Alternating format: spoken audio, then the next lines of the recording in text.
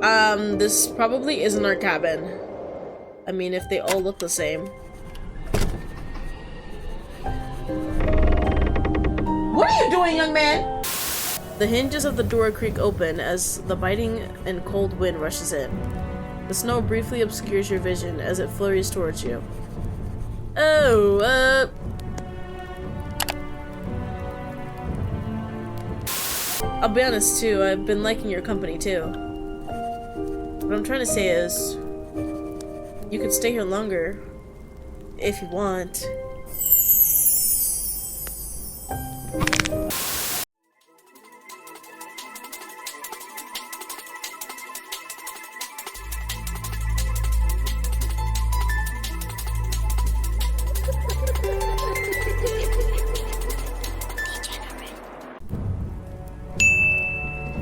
Lady Gaga, why? I just started recording.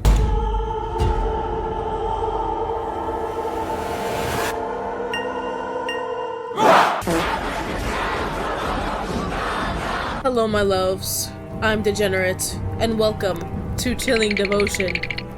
I was asked to play this game by, I think it was Miss Delulu on the Discord. This one, look, it says it was short, so I just wanted to do something. I literally just wanted to do something short and sweet. Hopefully it is both. It says it's around 15 minutes. I'm probably gonna take an hour. It doesn't matter though. Let us get into the synopsis though. It's time for a winter getaway. A peaceful winter retreat becomes an unexpected adventure when a snowstorm leads you to the wrong cabin in the mountains. Messed that up, I don't know why. Your plans for solitude take an interesting turn when you meet the cabin's mysterious resident, as the blizzard intensifies and keeps you both snowed in. What secrets lie within these snowy woods? Your choices will determine your fate in the atmospheric visual novel. Let's see our loads, obviously none. Let us begin. Day 1. Unexpected guest. The car's engine purred softly as it glided along the snow-covered road, creating a rhythmic hum that harmonized with the tranquility of the winter landscape. Oh, I like the writing. Sound effects. The world outside seemed hushed and still, as if nature itself had been silenced by a blanket of pristine snow. Through the windshield, the scene unfolded like a postcard come to life. The snow-laden trees stood tall, their branches delicately adorned with glistening crystals. Each limb reached out towards the sky as if yearning to touch the falling snowflakes. The weight of the snow bent some branches, creating graceful arches that framed the road ahead. As the car made its way through the winter wonderland, the snowscape seemed to stretch out infinitely, in every direction. The vastness of the scenery was both awe-inspiring and humbling. You continue to look around and wonder from the warmth and comfort of your vehicle. For you, this is a whole new experience coming from a busy city life. Little Cub Cabin Retreat. It was advertised as the coziest escape in the heat of snowy mountain wilderness. Oh, heart, whoopsies. Unplug and experience tranquility and the unforgettable views of snow-capped peaks and towering pine trees right outside your window. It sounded like exactly what you needed at the time, and you immediately booked a cabin for one, just for a week. You look down in its direction again. Turn onto Little Cub Trail, and it's the first cabin on the left. You slowed the car as you approach a sign. Some of the letters of Little Cub peek out from under the snow. You turn into the trail, and your car bumps along the unpaved, snowy dirt path. You looked around attentively for the first cabin you see through the increasing snowfall. So much for the forecast of light snow today. Hopefully you get there soon, in case the snow gets worse. You had been looking forward to this getaway for a couple of weeks, and finally you pulled up to a cabin. Now the idea of a private snowy cabin makes you... lonely, relaxed, nervous, excited, unsure. Let's just say unsure. You're not really sure yet. You want to reserve judgment for now until you see how things go. This is a completely new experience for you, so you're not sure what to expect. Hopefully you'll be able to get a better idea of what's in store for you once you get there. You slow down and squint through the falling snow, trying to make out the numbers on the cabin. Snow had covered the signs, but this one looks like the picture in the booking, so you pulled into the snow-covered path. You feel relieved to have finally arrived. The drive up the mountain was like Rainbow Road. And then the snow, while beautiful, made for a more challenging drive. Your little cabin is surrounded by trees, with your nearest neighbor about another hour's down the trail. A large stretch of wilderness ensures you plenty of privacy. You hurriedly lug your stuff out of your car up to the cabin. It's not much, just a suitcase for the week. The icy environment chills the delicate skin on your face. You bound up to the cabin, eager to get out of the cold. Ah, it's already unlocked. Is this normal for remote cabins? This probably isn't our cabin. I mean, if they all look the same. What are you doing, young man? Get back on the bed. Always acting a damn fool. Anyways, as you step inside, the warmth of being out of the elements immediately greets you. But it could certainly be warmer. Nice cozy fire. You set down your things by the door and quickly set about lighting a fire in the fireplace. There's some wood and a lighter by the hearth, conveniently.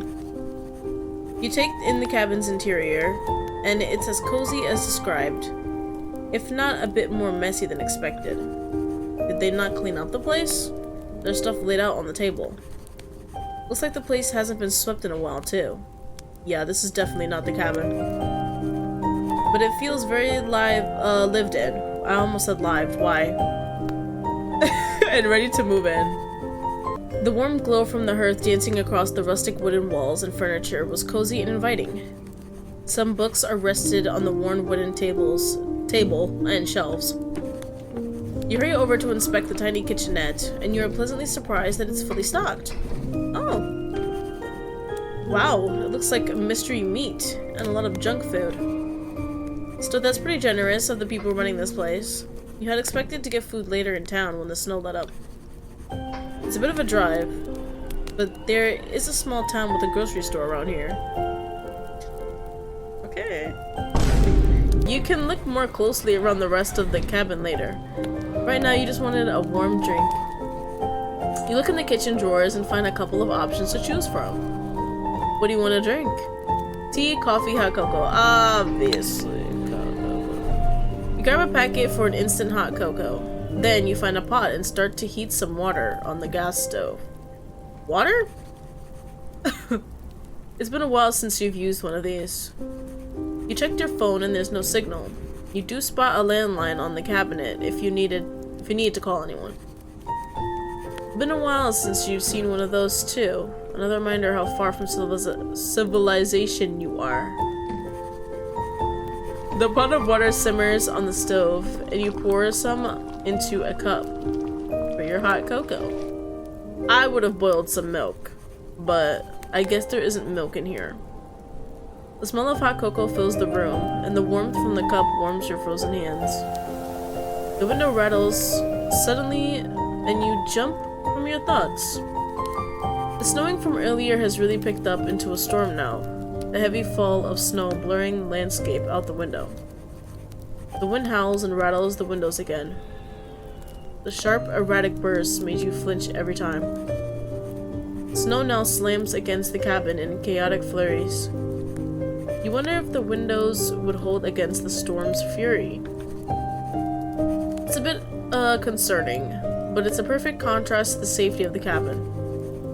The cabin was a small sanctuary that was holding back the icy wilderness behind its walls. Luckily, you have food here and made it before the weather took a turn for the worse. Snowed in or not, you were planning on bunkering down here, initially anyway. Uh-oh.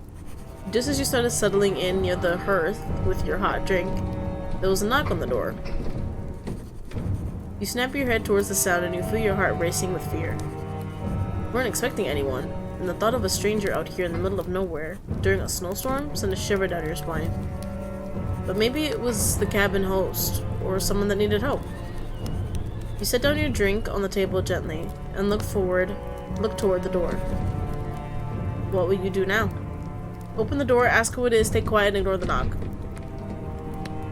Well, where's my mouse? Are you joking? Ask who it is. Who is it? You try to calm your nerves while you wait for an answer. And an answer doesn't come. There's no peephole on the door, so you can't see who it is from the door. Eventually, you quietly sneak over to the window and try to peek out, but you don't see anyone. It's hard to see with the snow already frosting the glass and forming an icy crust along the edge of the panes. Hopefully, whoever it was just left. Maybe they got the wrong place. As you're about to return to your seat, you hear the click of the lock. Time slows and your body tenses from the noise. The hinges of the door creak open as the biting and cold wind rushes in. The snow briefly obscures your vision as it flurries towards you.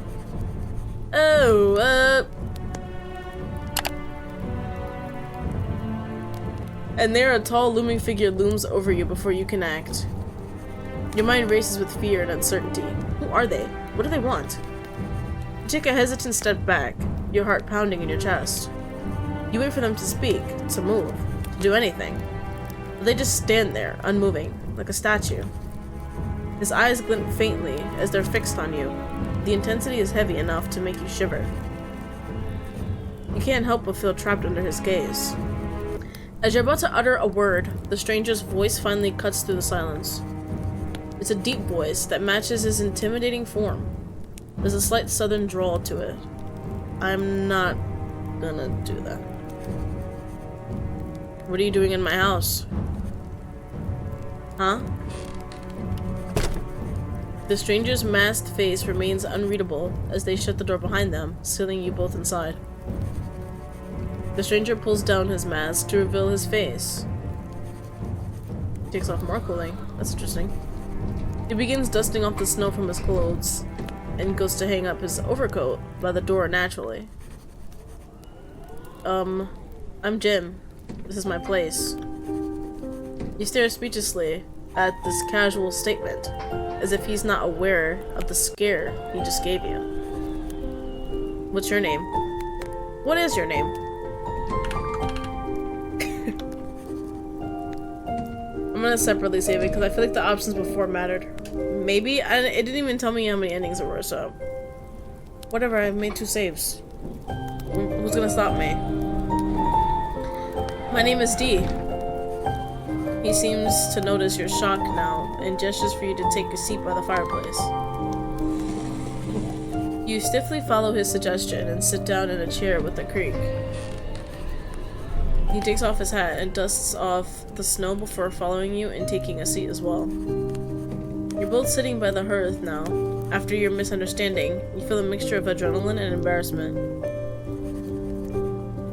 I'm, real sorry about before. What did you even do?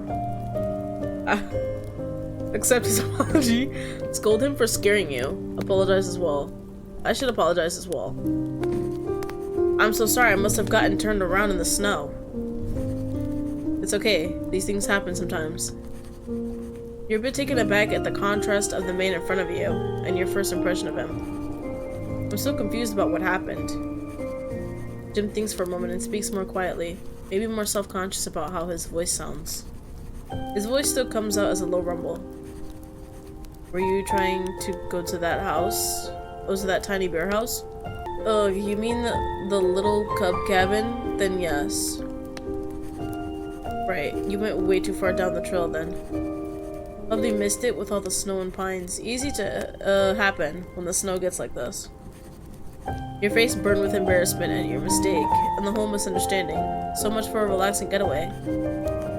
That makes sense. I'll leave as soon as I can. An awkward silence stretches between you two until Jim speaks up again. I think the storm will pass in a couple days. You can stay here until then. A couple of days? As if you have a choice, but now you feel even more grateful after inconveniencing your cabin neighbor.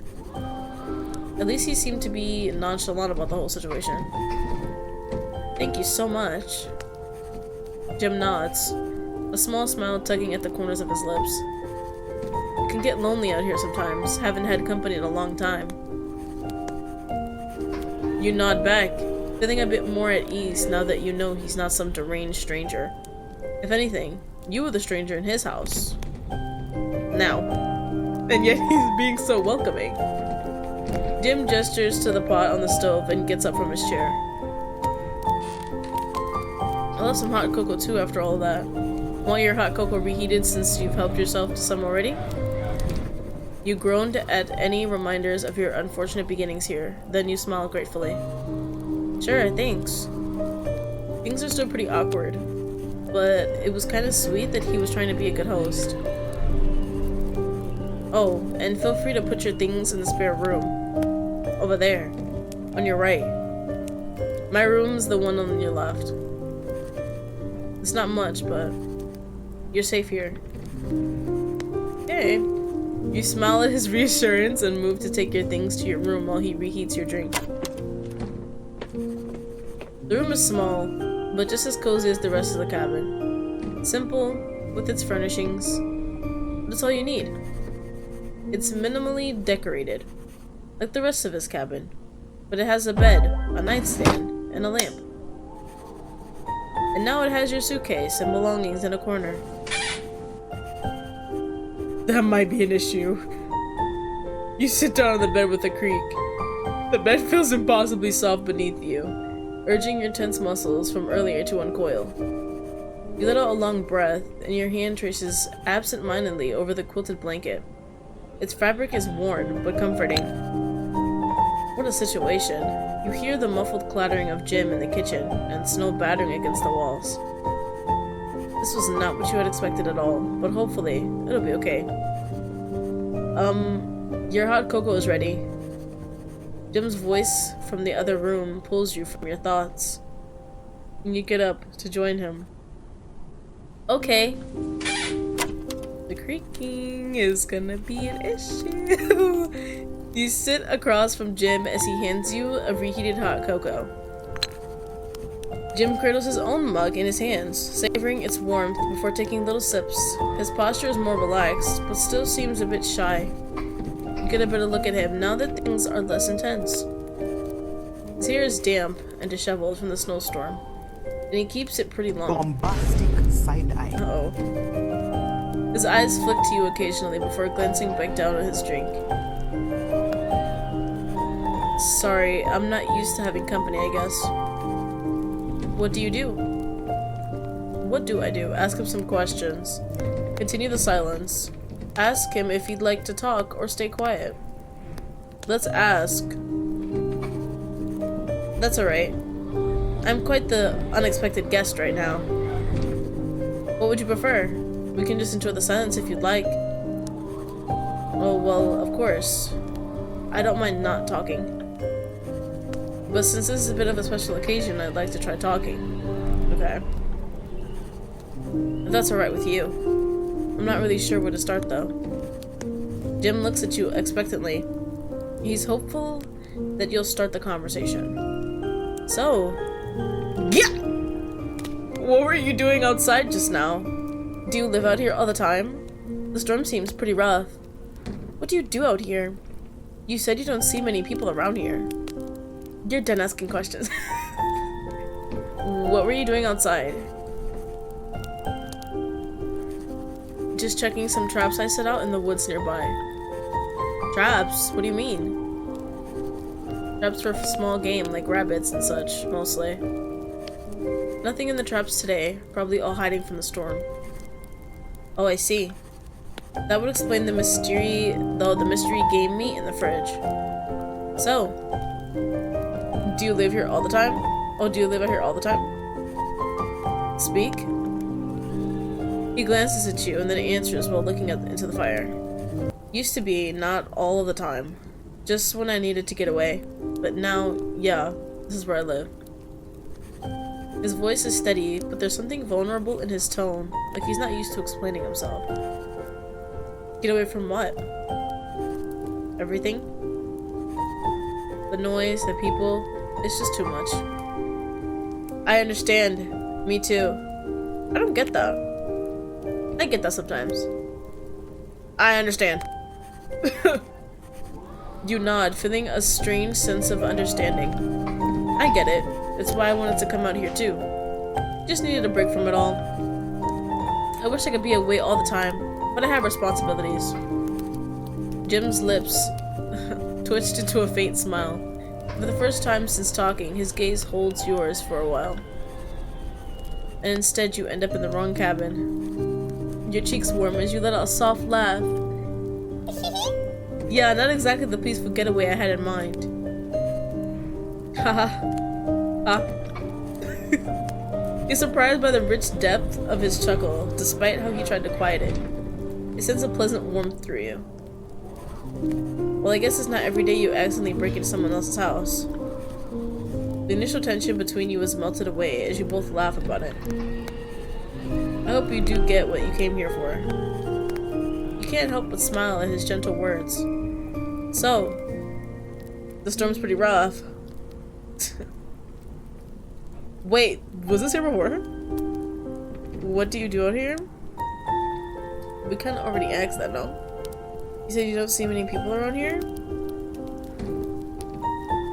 Let's do that one. I don't wanna keep pressuring him and talk about himself. The storm seems pretty rough. Yeah, but it should calm down in a day or two. And if you want, I can make sure you get to the right cabin then. I'd like that. For now, though, you're content to stay here. The quiet man in front of you doesn't seem as bad as you first thought. The mountain weather can be unpredictable. One moment it's clear, then dangerous in an instant. It's snowing a bit early this year, but it's not uncommon. The snow falls hard, and the wind, well, it howls like it's got something to prove. Yeah, it sounds like my sister when she's playing Fortnite, to be honest. You nod along at his explanation. You weren't aware of how it was in the mountains. He lets out a soft sigh before continuing, running a hand through his messy hair. I knew the second I saw you that you were not used to this. If you don't know what you're doing, and you try to go out there, well, you're pretty much asking for trouble then. You notice a shift in his tone when talking about the storm. There's something protective about it. Like he's trying to prepare you or maybe even shield you from the wildness of the mountain. Just wait it out. Don't venture out if you don't have to. The storm outside wails a bit louder for a moment as if protesting, and Jim shifts his gaze out the window. I've been stuck in here before. You just get used to it, and then it's not so bad. You take in his words. You get the impression that he's used to navigating the chaos of the mountain. And with him, maybe you could too. So, what do you do out here? I like to be in nature and be alone. Yeah? Like hiking? I hunt and fish when the weather's better. Sometimes I make stuff. There's a town a ways from here, but I mostly just keep to myself. His eyes dart nervously around, and you get the impression that he's not used to talking about himself like this. I had a feeling I was, crying. You decide not to get into it for now, for his sake, but you're curious. He seems like the type to say things when he's ready. So, you said you don't see many people around here? Yeah, to be honest, you're the first person I've really talked to in a couple of months. Other than, when I'm picking up supplies in town. He awkwardly shifts in his seat and rubs the back of his neck like he's unsure of how to continue. I guess you could probably tell with how out of practice I am with all this social stuff. He gives a dry laugh, but it's not exactly a happy one. The isolation, it's easier this way. And I never minded being by myself. It's peaceful. I don't generally like people, but it's been nice talking to you. This admission lingers in the air as you both take it in. You're touched by his openness and vulnerability in the moment. Well, I'm glad I could be the one you talk to. Jim smiles at this and takes another shy sip from his mug. A moment of warmth settles between both of you, and you feel a bit closer. So. Oh no, there was one more! Okay. You're done asking questions for now. You both finish up the rest of your drinks in silence. Jim looks at you and finally asks you a question himself. So how are you feeling about being stuck here? He quickly looks away again. While anticipating your answer, he has a complicated look on his face. You wonder why that is. He's a hard man to read.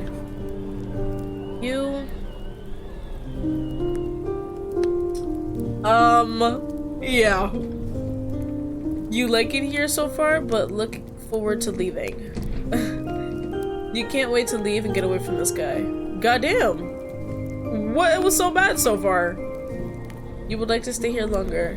You don't want to say anything for now. No balls.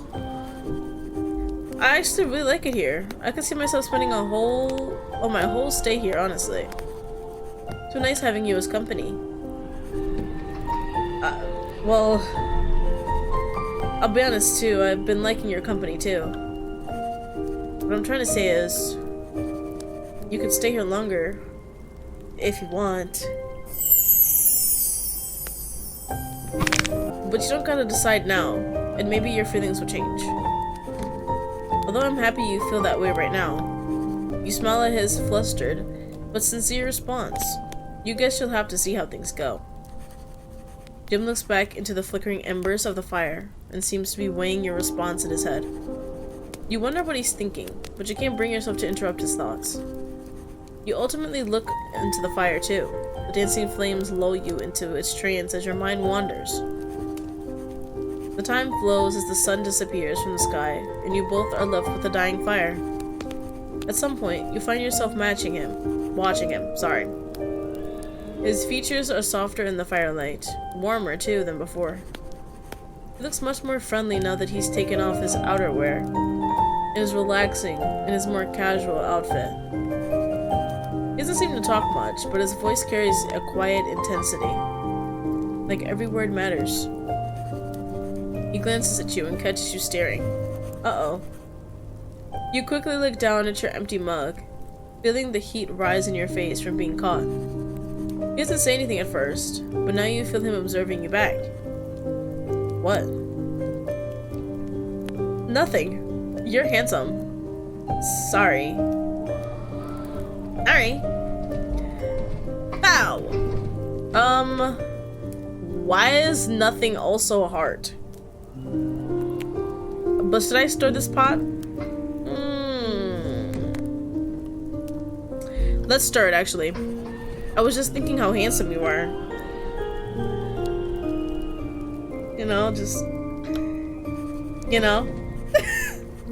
As the words come out of your mouth, Jim's eyes widen for a moment.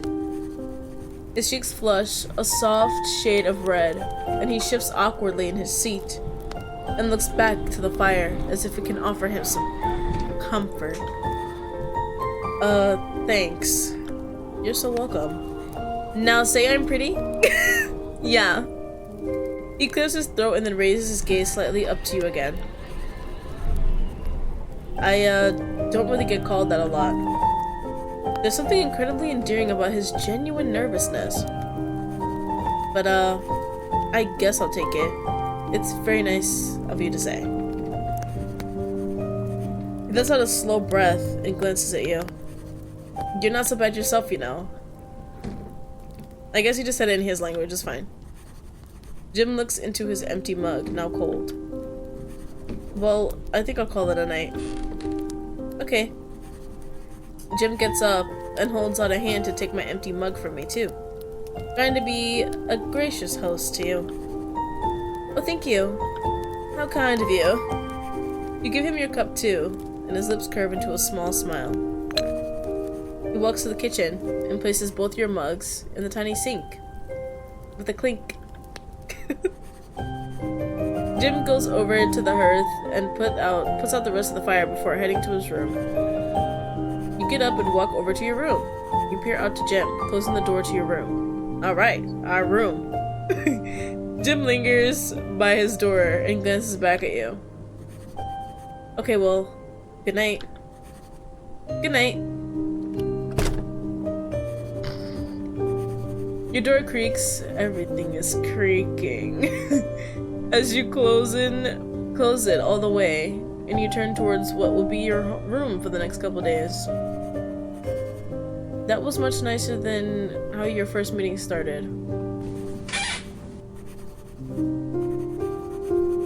You change into your sleeping clothes and jump under the covers for warmth. The storm is still raging outside, as much as it was earlier. You close your eyes, and soon the storm outside starts to sound like white noise. The events of the day are taking their toll on you. Mostly you feel... attraction. Attraction. Grateful. Hopeful. Embarrassed. Wary. Unsure.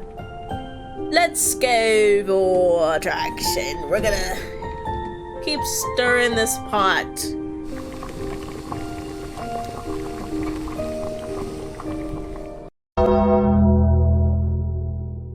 Honestly, you're a bit attracted to Jem. He has been not what you expected, and you're looking forward to learning more about him. As you think about how you feel, you drift off to sleep, wondering what the rest of the week has in store for you. Nothing for now. That's all I can play. You're welcome. That actually was really short. But that was really cute. You can just jump right into picking all the hard options. Thank you for putting it right in my face. I appreciate that. I don't know how this could turn bad though. I guess if you pick like bad stuff. What if I pick like, let me see. I was kind of nice before, no? Kind of seemed like it. Let me see. Let's see. Well, unsure was pretty good. This is too nervous. Let's see what's up. I don't think that matters, so open the door. You take a deep breath and make your way to the door, steeling yourself for whoever is on the other side. When you open the door, you are greeted by a tall figure wearing a mask, their expression hidden. Your breath catches in your throat. At the looming sight, fear threatening to overwhelm you. A biting and cold wind rushes in from the cracked open door. The unknown visitor is bundled in thick clothes and covered in snow. The half of their breath still shown through their mask from how cold it is. Hi, can I help you? The figure says nothing, silence somehow chilling the air further. We are so tiny then. What the hell? You reflexively take a step back and grip the door's handle, ready to slam the door shut and lock it. Uh-oh. The stranger seems to notice this and slams his hand on the door, preventing you from closing it. Boom! At the sudden movement, you attack. You don't think you can win a fight against this man, but maybe you catch him by surprise and get the upper hand. With adrenaline coursing through your veins, you lunge at the stranger. The man's reflexes are faster than you anticipated. He easily dodges your attack, and he catches your arm to stop you. I wouldn't try that again if I were you. Loud and clear is what I heard. Loud and clear. His hands are strong but not painful, and they anchor you firmly in place in front of him. His face is unreadable, neither angry nor amused, just unreadable. The storm outside howls louder, as if taunting you in the situation. What do you do now? Plead, struggle, stay silent and still. Plead. Please let me go. The stranger's grip on your arm tightens. I'm afraid I can't do that. A chill runs through you as you hear that low, cold, and menacing voice. There's a slight southern drawl to it. His words hang heavy in the air, mingling with your labored breaths and the roar of the winds. Just as you're about to pass out from the stress, the stranger adds matter-of-factly, especially not in this weather. There's a snowstorm. You won't survive out there alone. You won't even make it 5 minutes in the storm, by the looks of you. Yeah, because we're clearly a chickmunk. Cause... Huh? He suddenly lets go of you as if surprised by his actions. The action was so sudden that you stumble back into the cabin's interior, and the stranger takes a step in. Tension. Oh, whoops. Too many E's. I could scold him. Let's do that. I'm gonna try being a little less nice. Or willing. To get active. You really scared me. He looks down, even more guilty. I've been told that I haven't that effect on people sometimes. Yeah, with the look and the silence, and then that voice. Da da da. You're a bit taken aback at the contrast of the man in front of you, and your first impression of him. I'm so confused about what happened. Jim thinks for a moment and speaks more quietly, maybe more self-conscious about how his voice sounds. Let's just continue the silence for now. You don't mind the silence, and it seems like Jim doesn't either. Soon the silence stretches long enough to become an uncomfortable one, rather than an awkward one. Oh, lol. The fire crackles, and the warm glow fills you with a pleasant calm. You both enjoy your drinks, and warm up together by the fire. You like it so far, but look forward to leaving. Let's do that one. I'm trying something new. I'd really like to go the second the weather allows it. Right. I'll make sure to let you know as soon as it happens. It can't be helped that you're unwillingly stuck here. So far, it's been okay. But you don't want to push your luck. He is still a complete stranger, and you don't want to be stuck in such a small space with him. You did come here for a private cabin getaway, after all. Okay. Sorry. I didn't mean to stare. I was just zoning out. You were mindlessly staring for a little too long before you had even realized it. That's alright. No harm, no foul. You can stare, I don't mind. You were just kinda obvious about it. He's surprisingly easygoing despite first impressions. His words eased the embarrassment just a little. I get lost in my thoughts sometimes. Well, who doesn't every now and then? Wary. That's like the most negative one. You're feeling wary about this whole situation with Jim and being snowed in with him. There's just so many unknowns that you have to deal with now. This is turning out to be a much more complicated getaway than you bargained for. And that's it. I thought something different would happen. I guess that first encounter is what changes. But yeah, that was well, day 1 technically of Chilling Devotion. 3 more days after, cause the snowstorm lets up in 3 days, he said, so. Or what did he say, 2 to 3 days? Something like that. But yeah. Not much to go off on this day, but I look forward to others. And if you do as well, a like would be very much appreciated. And of course, subscribe for more of this and other things. With all of that being said, I will see you guys next time. Goodbye, my loves.